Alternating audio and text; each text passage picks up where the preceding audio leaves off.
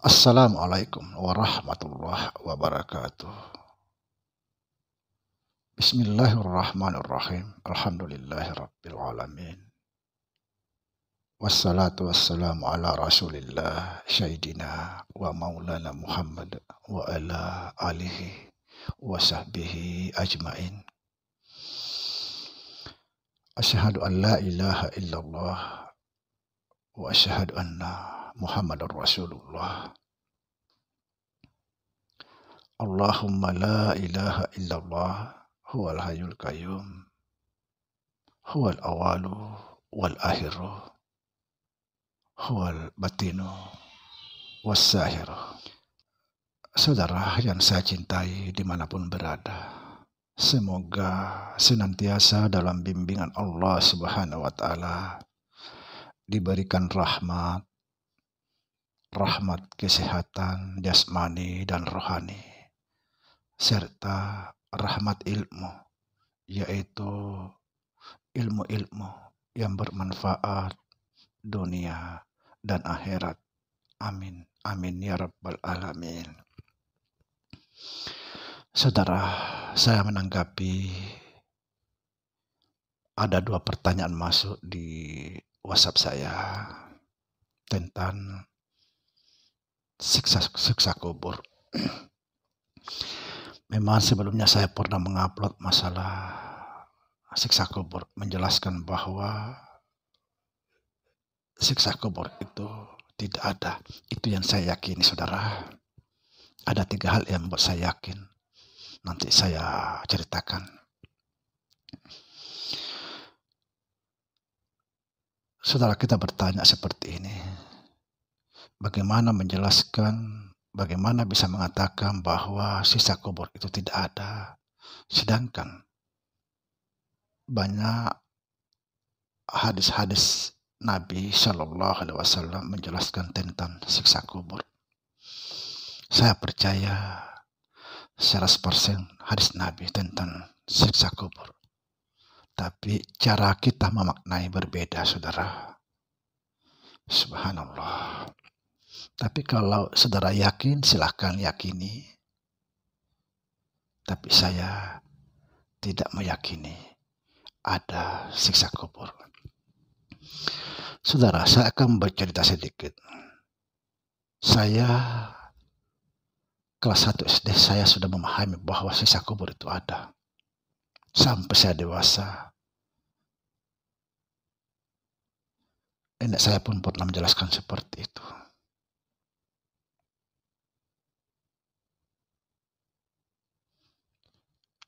Kemudian dengan siksa kubur inilah yang membuat saya tidak bisa tidur. Takut akan siksa dalam kubur. Saya merenung setiap saat. Merenung dan merenung berpikir. Tiba-tiba ada seorang yang berjubah datang. Dalam renungan saya itu bertanya, apa yang kamu pikirkan, anak? Saya bilang, saya memikirkan tentang siksa kubur. Saya takut. Lalu beliau berkata, tenanglah, yang kamu lakukan berbuatlah kebaikan. Kemudian dia menjelaskan bahwa sesungguhnya siksa kubur itu tidak ada. Ini yang membuat saya yakin bahwa siksa kubur itu tidak ada. Ini yang pertama. Yang kedua, membuat saya yakin bahwa siksa kubur itu tidak ada. Bagaimana orang-orang meninggal itu yang tidak dikubur, di mana dia akan disiksa? Semua ini sudah saya pikirkan, saudara. Saya percaya tentang hadis Nabi, tapi cara kita memaknai hadis Nabi nanti saya jelaskan di akhir video ini.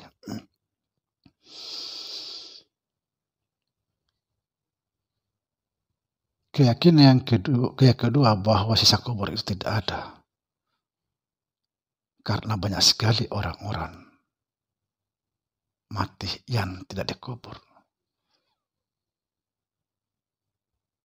Kalau orang mati tidak dikubur, itu tidak disiksa dalam kubur, berarti Allah itu tidak adil. Sedangkan Allah itu maha adil. Nah ini, saya merujuk kepada Allah, bahwa Allah itu maha adil dan seadil-adilnya. Tidak ada yang dibedakan. Yang kedua, saudara. Yang ketiga, membuat saya yakin bahwa tidak ada siksa kubur. Ini yang paling parah ini. Umat Islam semua tahu bahwa Fir'aun itu adalah orang yang paling durhaka di muka bumi ini. Yang kita ketahui. Yang kita ketahui ya. Tapi justru kenapa Fir'aun itu tidak dikuburkan? Dipilih, diawetkan. Ini yang membuat saya tidak yakin kalau ada siksa kubur. Mestinya Fir'aun itu yang paling dulu dikuburkan. Supaya dia mendapatkan siksa kubur. Tapi kenapa justru dipilih tidak dikuburkan? Diawetkan malah.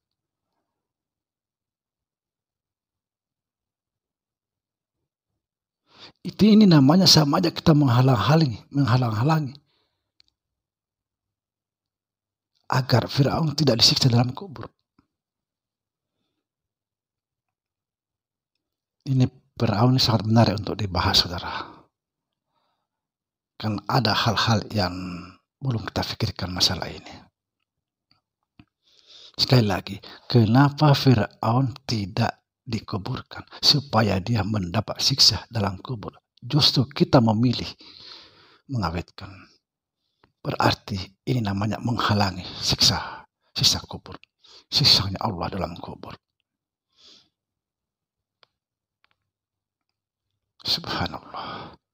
Ini keyakinan saya yang ketiga bahwa siksa kubur itu tidak ada. Tapi kalau saudara percaya silahkan, ini tidak masalah bagi saya. Tapi ini yang saya yakini, bahwa tidak ada siksa kubur.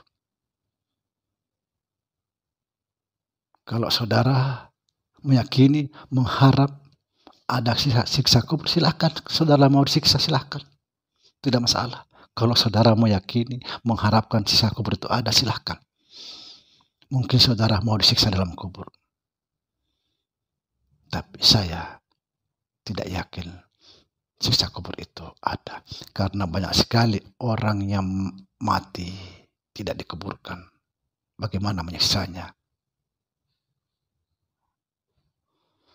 Fir'aun tidak dikuburkan. Kenapa tidak dikubur? Karena dialah kita anggap sebagai muslim ini adalah orang yang paling sesat. Tapi tidak dikuburkan. Berarti sama saja kita menghalangi sisa Allah dalam kubur untuk Fir'aun. Nah, saudara, yang menarik kita bahas tentang Fir'aun ini.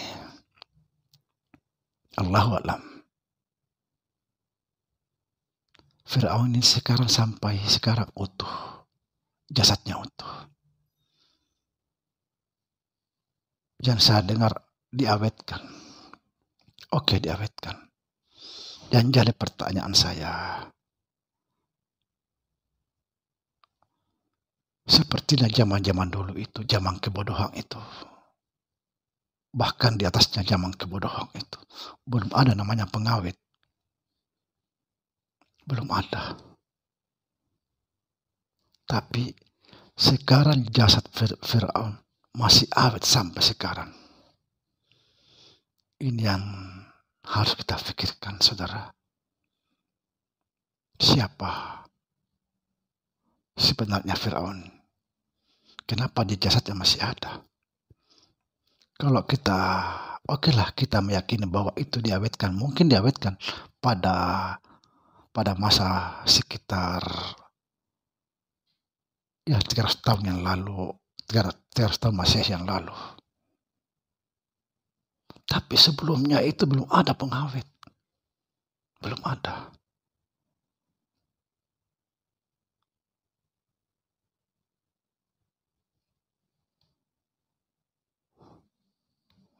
Jadi begini saudara,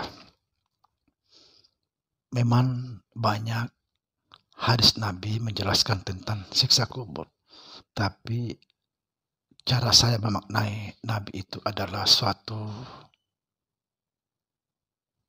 peringatan untuk umat-umat pada saat itu, di mana pada saat itu adalah zaman jahiliyah, zaman kebodohan, zaman tidak punya ilmu, di mana pada saat itu banyak sekali orang-orang berhala.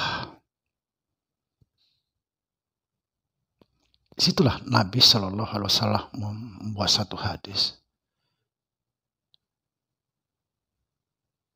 Intinya memberikan satu peringatan agar kita selalu berbuat kebaikan. Jangan lagi berhala. Itu cara saya memaknai. Artinya ini luar biasa. Hadis Nabi ini kalau kita bisa memaknai artinya. Nabi menyuruh kita menyiapkan payung sebelum hujan. Subhanallah. Agar kita tidak berbuat jahat. Inilah cara Nabi, bagaimana cara Nabi Shallallahu Alaihi Wasallam untuk mendamaikan semua umat, membuat damai, membuat tenteram. Ini juga salah satu cara untuk bisa mendamaikan umat, supaya dia takut berbuat dalam kejahatan, maksiat. Demikian saudara, semoga bisa difahami. Assalamualaikum warahmatullahi wabarakatuh.